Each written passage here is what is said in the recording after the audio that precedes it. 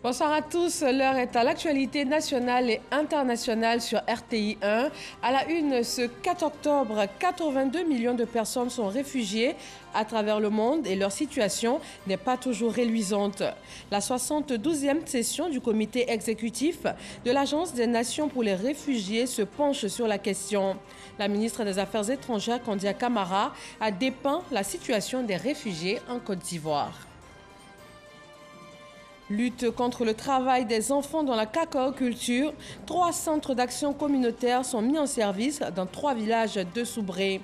2605 familles sont impactées par ce projet dénommé « Les familles font la différence ».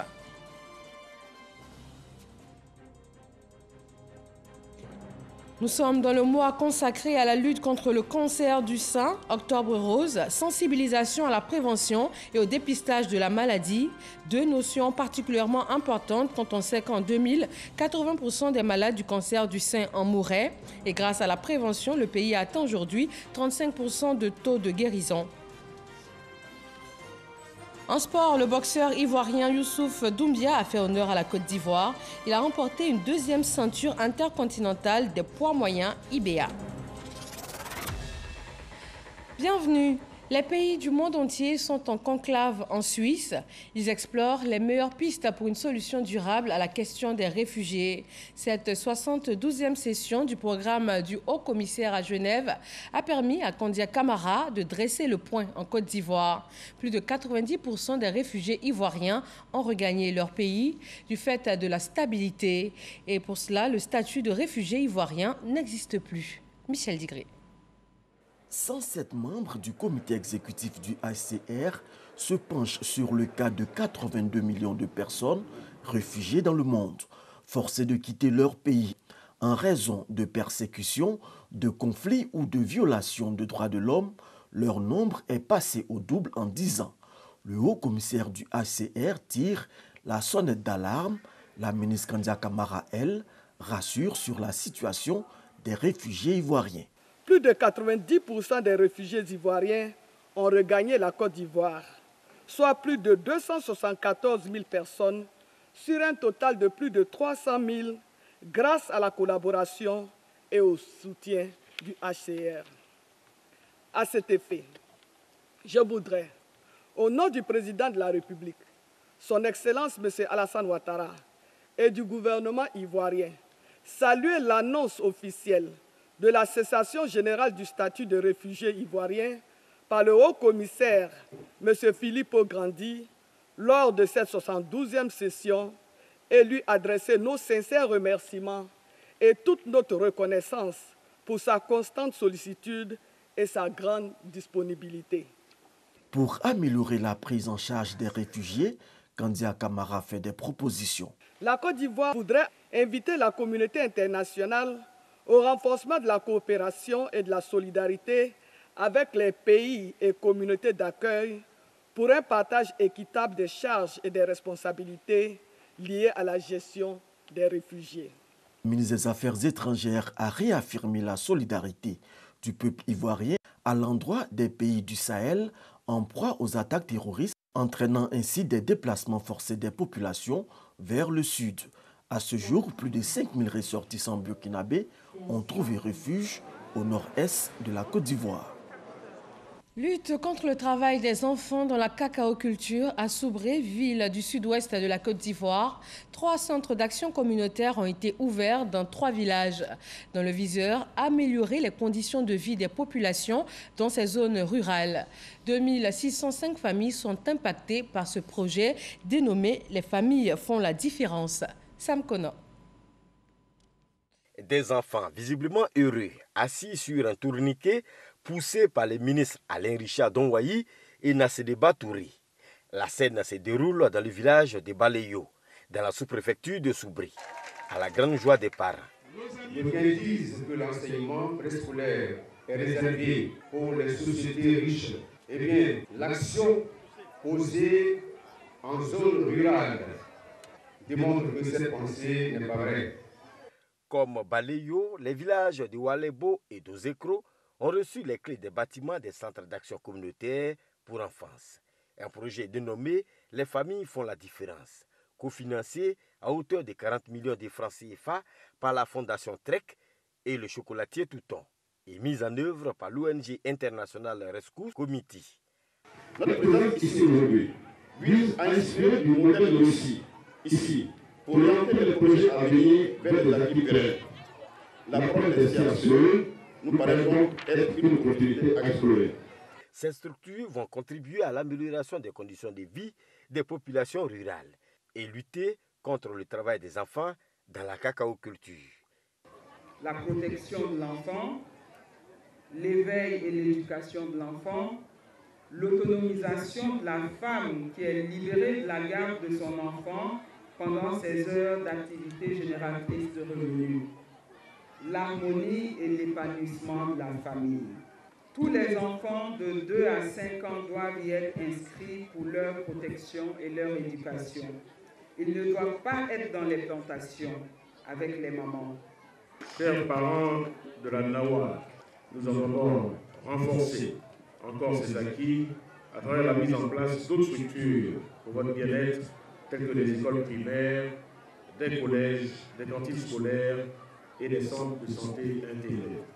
De la phase pilote à la première phase d'extension de ce projet, 2605 familles et 10 420 enfants ont été impactés.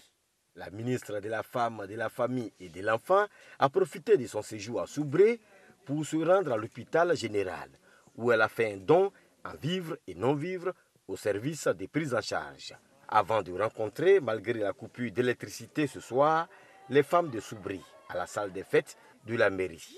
Il a été question de l'autonomisation de la femme au cours de cette rencontre. La tribune Les Grandes Rencontres du CESEC a reçu ce lundi le ministre des Eaux et Forêts. Alain Richard Donvaï a évoqué avec les conseillers économiques et sociaux la stratégie nationale de préservation, de réhabilitation et d'extension des forêts ivoiriennes. Il est question de reboisement, de renforcement de la gouvernance forestière, de respect de la législation. Sidonie Davila. Des années 60 à ce jour, la Côte d'Ivoire a perdu 80% de son couvert forestier. Face à cette dégradation avancée, l'État a pris des mesures pour inverser la tendance. Pour éviter donc que les communautés aillent en forêt naturelle et couper des bois, des essences rares, il y a donc la création de forêts spécialement pour les bois énergie. Il y a la possibilité également par la loi de créer des forêts et qui sont donc identifiés comme forêts régionales. Nous allons bientôt instituer que chaque élève dans toutes les écoles de Côte d'Ivoire ait à planter un arbre chaque année pour pouvoir passer en classe supérieure. À la tribune, les grandes rencontres du CESEC, le ministre des Eaux et Forêts, Alain Richard Donvaï, a décliné les différents axes stratégiques pour la mise en œuvre de la politique de préservation, de réhabilitation et d'extension des forêts ivoiriennes. La nouvelle politique forestière doit nous amener d'ici à 2030 à planter 3 millions d'hectares de forêt. Ce qui va nous ramener de 9% où nous sommes aujourd'hui à 20% de couverts forestiers. Pour être considéré comme un pays forestier, il faut être à 20%. Le démarrage est certes lent.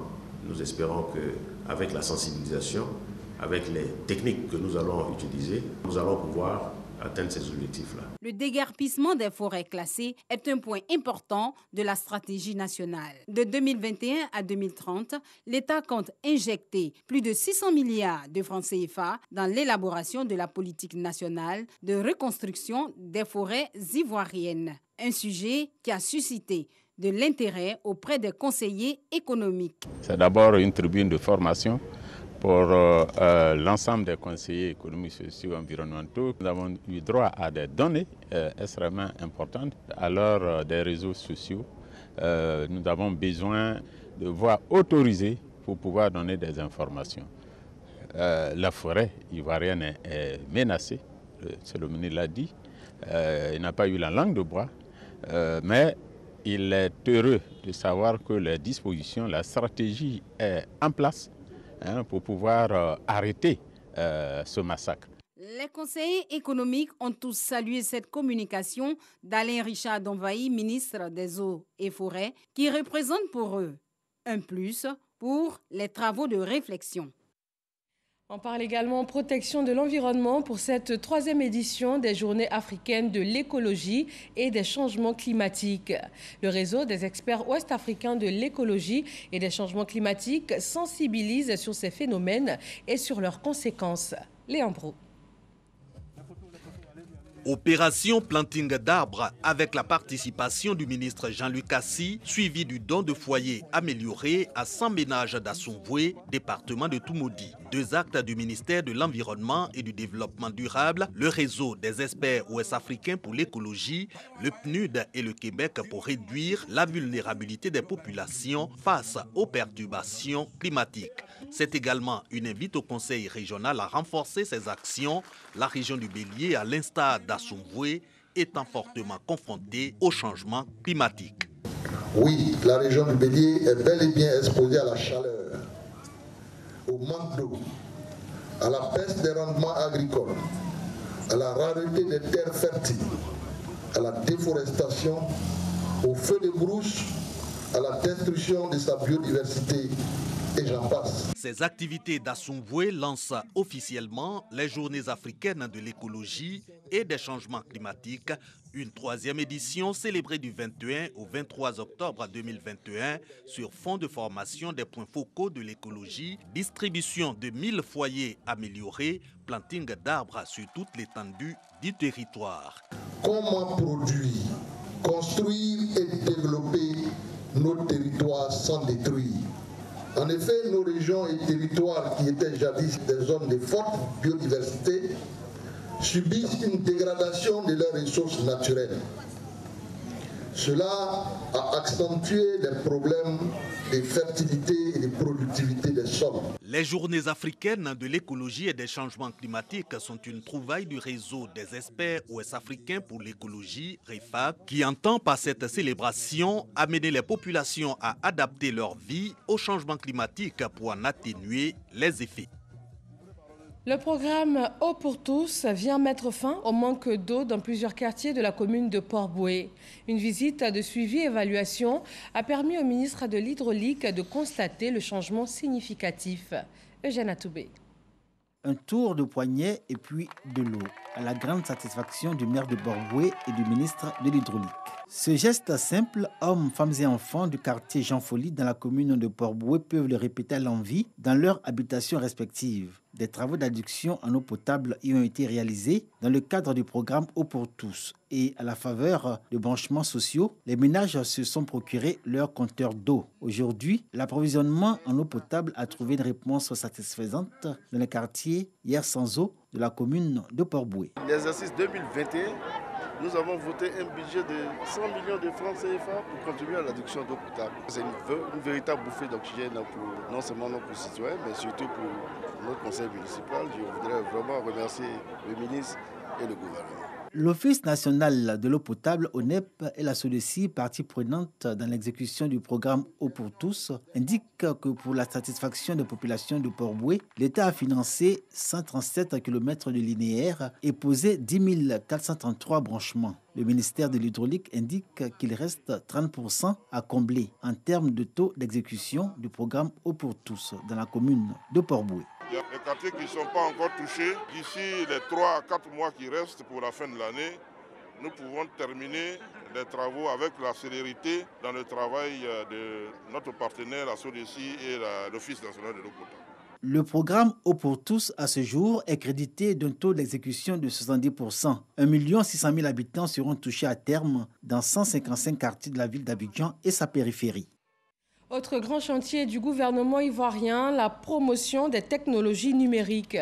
Le ministre des technologies numériques a ouvert une rencontre en vue de peaufiner un projet de loi sur les start-up dans le secteur. Kader Sogodogo. Un projet de loi dénommé Startup ACT qui vise à créer de nouvelles entreprises et une économie forte dans le domaine des technologies numériques est en préparation. Un atelier de validation pour peaufiner les composantes du projet de loi s'est ouvert à Yamoussoukro. L'objectif est de faire de la Côte d'Ivoire un pays fort dans le domaine de l'innovation. Pour y arriver, donc, cette loi inédite que nous initions ensemble via les startups va permettre, premièrement, de définir le label de startup, de pouvoir dire c'est quoi une startup, de créer un cadre institutionnel de promotion des startups, d'élaborer les conditions d'attribution, de durée et de validité de ce label, de déterminer des mesures d'accompagnement, d'identifier les mesures d'incitation fiscale et financière, de mettre en place le respect de la loi avec les obligations, et on n'espère pas, mais toujours est-il, il faut que ça existe les sanctions pour ceux qui ne vont pas respecter la loi, et puis soutenir les entreprises par un fonds de soutien et de garantie au profit des startups labellisées. L'atelier de Yamoussoukro va durer 3 jours et va permettre aux participants, dont de nombreux experts, de sortir un document consensuel avant son passage devant les 2 chambres du Parlement, l'Assemblée nationale et le Sénat. Et je vous donne maintenant un communiqué du ministère de l'économie numérique, des télécommunications et de l'innovation. Depuis 15h30 ce lundi 4 octobre 2021, les réseaux sociaux Facebook et Instagram, ainsi que les messageries instantanées WhatsApp et Messenger subissent une panne au niveau mondial et notamment en Côte d'Ivoire. L'envoi et la réception de nouveaux messages sont pratiquement impossibles. Dans le domaine de la santé, 35% des personnes atteintes de cancer de sein en Côte d'Ivoire arrivent aujourd'hui à en guérir, contre seulement 20% en 2000. La stratégie utilisée, la prévention et le dépistage précoce. Sephora Zegui. Premier cancer chez la femme, le cancer du sein a touché en 2020 3306 femmes à Abidjan et ses environs. Parmi elles, 1585 en sont décédées, selon le registre du cancer chez la femme. Il est temps d'agir, d'où la nécessité du dépistage précoce. Nous avons eu une mortalité élevée parce que nous avons comptabilisé autour de 1785 décès, ce qui constitue vraiment une mortalité qui pose un véritable problème quand on sait que la moyenne d'âge des patients est autour de 40 à 45 ans. Le thème que le programme a souhaité lancer cette année est « Guérir le cancer du sein par le dépistage ». En effet, plus de 85% des cancers peuvent être guéris si le diagnostic est précoce. Le docteur Innocent Adoubi revient sur les progrès réalisés en matière de lutte contre cette maladie. Les résultats que nous avons accumulés en 12 ans de pratique sont assez satisfaisants. D'abord, il y a eu des outils d'élaboration de sensibilisation. Il y a eu l'intensification des campagnes de sensibilisation avec les ONG sous la coordination du programme. Il y a eu la formation des agents de médias. Il y a eu la mise en place du Centre national de radiothérapie. Il y a eu également, sous l'impulsion du programme en collaboration avec l'UFR des sciences médicales, la mise en place d'une formation des oncologues médicaux à Abidjan. Le programme national de lutte contre le cancer ambitionne de créer un centre de radiothérapie à Grand-Bassam dans les 3 à 4 années prochaines. Pourtant, détecter tôt un cancer du sein se guérit dans la très grande majorité des cas. Reconnaissable par son ruban rose, Octobre Rose est l'occasion de rappeler aux femmes qu'il est toujours nécessaire de se faire dépister régulièrement, soit par l'autopalpation ou consulter un spécialiste. Le ministre-gouverneur Gaussou Touré veut faire du Denguélé un district autonome développé d'ici à 2025. Il a lancé un appel à tous les fils et filles du Denguélé pour relever ce défi dans l'Union. Sam Kona. Le ministre-gouverneur Gaussou Touré nourrit des grandes ambitions pour le district autonome du Denguélé.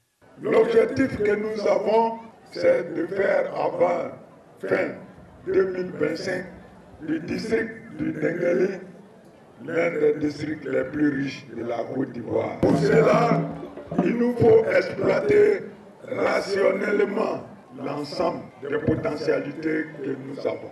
Le ministre-gouverneur, qui était à San Pedro dans le cadre de l'investiture du chef central des ressortissants du Denguélé, résidant dans le district du Bassa-Sandra, a lancé un appel aux fils et aux filles du Denguélé. Pour lui, l'heure est à l'union pour le développement du Denguélé.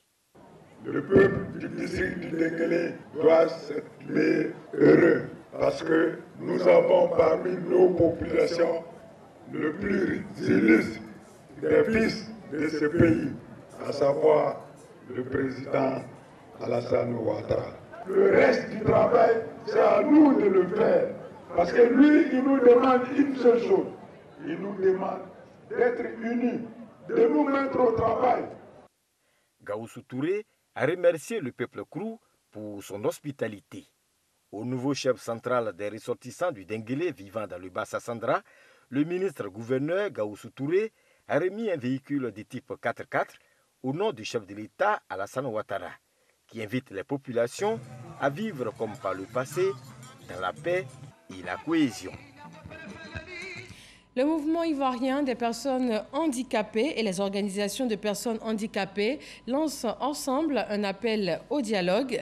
Il s'agit pour eux d'inviter les populations à la paix et à la cohésion nationale. Noël Dagnogo et Franck Quadio. La préservation de la paix et la cohésion sociale en Côte d'Ivoire. Le mouvement ivoirien des citoyens handicapés s'implique. Le MICH lance alors un appel au dialogue entre toutes les couches sociales. La paix et le dialogue sont les deux armes dont l'humanité doit se munir. Parce que nous devons vivre dans un environnement sécurisé. Et nous, personnes en situation de handicap, ne pouvons évoluer que dans des environnements sécurisés. Et donc la paix pour nous est fondamentale. Le parrain de la cérémonie, le ministre Kwadjo Konan-Bertin, encourage au vivre ensemble. La problématique, ils l'ont dit eux-mêmes, pendant que les armes crépitent, que fait l'aveugle? Dans quelle direction il va courir? Pendant que les armes crépitent, celui qui n'a pas de jambes, même s'il voit les armes, que fait-il? Ces personnes-là sont vulnérables. Et elles parlent à nos cœurs. Nous qui disposons encore de nos facultés, de tous nos membres, et qui pourront encore tenir les armes pour nous dire qu'eux aussi ont droit à la vie. Or, leur vie n'est possible que dans un environnement sécurisé de paix. Donc, ils nous interpellent, ils nous parlent, c'est profond. Nous sommes sensibles à cela. Et c'est cela qui nous amène à penser que chacun d'entre nous doit s'investir. Dans la dynamique, le mouvement ivoirien des citoyens handicapés, MICH, créé en août 2011, procédera à un planting dit planting de l'arbre de la paix sur le thème « Pas de paix sans développement, pas de développement sans la paix » à Yamoussoukro. Campagne pour la paix également dans le département de Zionoula. Des élus RHDP se donnent la main afin de sensibiliser les populations. Clarisse Kanyala et Patricia Omouetia. Main dans la main, Alphonse Seyi, candidat non victorieux aux législatives passées, rejoint Djobi Mizan Honoré au terme des dernières élections législatives 2021. Il a entamé cette campagne accompagné du nouveau député Djobi Mizan afin d'inviter les populations à le soutenir dans la campagne de sensibilisation à la paix et à la cohésion sociale. Le président Alassane Ouattara qui m'a envoyé vous demander le suffrage, il n'a pas eu, c'est pas grave. Mais mon frère a eu, c'est mon frère. Et pour ça, on doit vous dire merci. C'est la Maravoué qui gagne.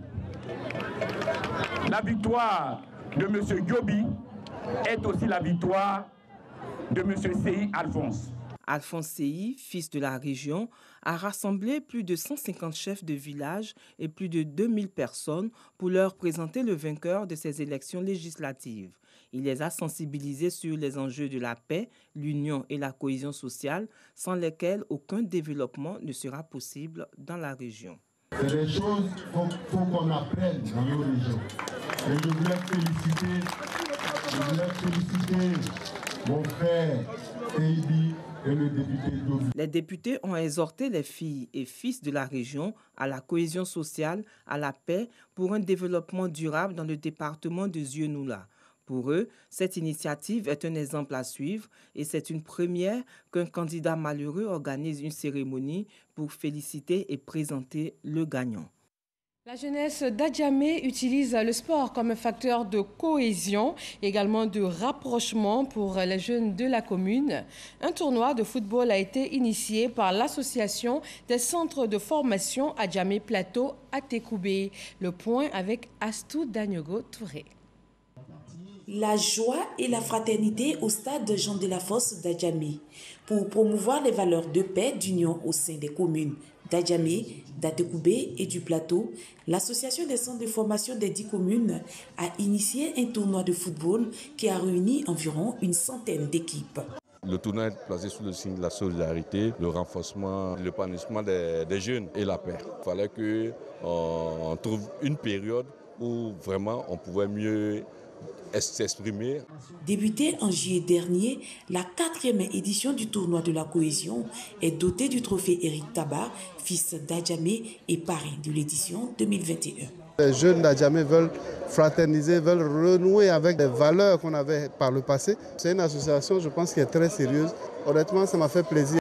À cette 4e édition du tournoi de la cohésion et de la fraternité, Éric Tabar a reçu une distinction pour son engagement sans faille à la recherche de la paix et la cohésion.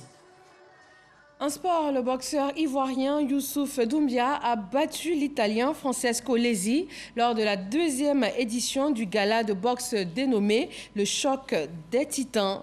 Moya Diabaté et Jean-Sylvain Risso. Sacré champion international des poids moyens IBA le 18 décembre dernier, Youssouf Doumbia a obtenu une nouvelle ceinture dans la même catégorie à l'issue de son choc face à Francesco Lesi. Devant presque 1500 spectateurs et de nombreuses personnalités, dont le ministre en charge des sports, Paulin Claude Danho, le boxeur ivoirien qui reçut 2 victoires, n'a pas manqué le rendez-vous. Youss veut problème, a mis quelques temps avant de prendre la mesure de son adversaire. Plus mobile que prévu, il encaisse bien les coups. Mais à partir du 4e round, l'Ivoirien prend véritablement l'ascendant en multipliant les coups. Lors de la 7e reprise, le gladiateur libre, bien seul face à son destin, est envoyé au sol pour la première fois, après un crochet du droit, avant de se relever. Lui qui n'a jamais trouvé son rythme dans ce combat, arrive pourtant à dominer le 8e round. Un avertissement que Doumbia prend au sérieux. Il fait parler sa technique et sa vivacité supérieure à celle de l'Italien au cours des 2 derniers rounds. La soirée a été quasi parfaite pour la nouvelle figure de proue de la boxe ivoirienne. Il remporte logiquement ce choc des titans 190, 190, 99, 93. Ce samedi 2 octobre 2021, l'éléphant boxeur a poursuivi son ascension vers le sommet. Il rêve à présent d'un titre de champion du monde IBA dans sa catégorie. Variétoscope, le rendez-vous culturel annuel des vacances de la radiodiffusion-télévision ivoirienne, s'est refermé cette année sur la victoire du groupe jeunesse LDK de Danané. Il remporte 2 millions de francs CFA offerts par la RTI et une ambulance médicalisée par le parrain de cette édition, le Premier ministre Patrick Achi. Ambiance surchauffée à la salle polyvalente du parc des sports de Trècheville. C'est la finale de l'émission culturelle de jeunesse de la radio-télévision ivoirienne Variétoscope. Pour l'édition 2021, 5 groupes se disputaient le titre. Guéiba de Dronguné, Wabono Système Doumé, Les Merveilles du Cavali, Jeunesse LDK de Danané et Bademafla de Samatigila.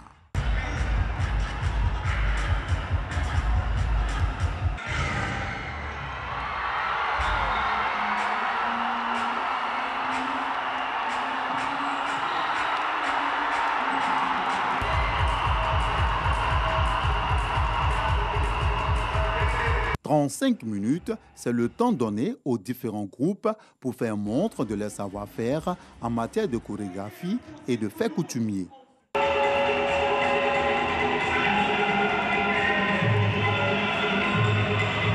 À l'issue des différentes prestations, le groupe jeunesse LDK de Danané est désigné vainqueur de l'édition 2021 de Variétoscope, suivi de Bademafla de Samatigila qui occupe la 2e place.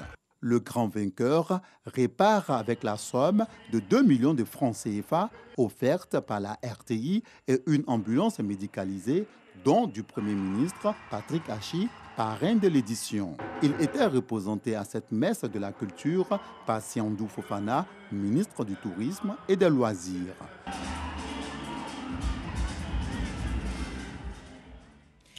Actualité internationale dans le centre-nord du Burkina Faso. Au moins 12 soldats ont été tués dans une attaque ce lundi. 5 militaires ont également été blessés.